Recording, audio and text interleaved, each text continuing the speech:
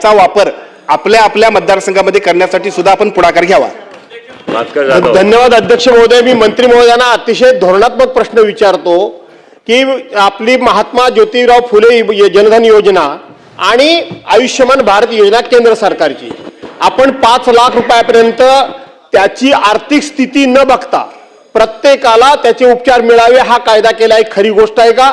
आणि जर असेल तर एसटी महामंडळाचे जे कर्मचारी ड्रायव्हर कंडक्टर्स आहेत ते अत्यंत गरीब आहेत, त्यांना कमी पगार मिळतो, त्यांना ही योजना लागू नाही असं मला कळतं। जर लागू असेल तर धन्यवाद, नसेल तर आपण त्यांना ती लागू करणार का? सन्माननीय अध्यक्ष महोदय, सन्माननीय सदस्य भास्कररावजी जाधव साहेबांनी जो प्रश्न विचारला, मी मुद्दाम सगळ्या सभागृहाला सांगू इच्छितो, राज्यातल्या पांढरं रेशन कार्ड असणाऱ्या त्या सगळ्या लोकांसाठी सुद्धा ही योजना आहे। त्यामुळे माझी विनंती आहे की या योजनेचा लाभ महात्मा फुले आरोग्य योजनेचा सगळ्यांना सुद्धा आहे।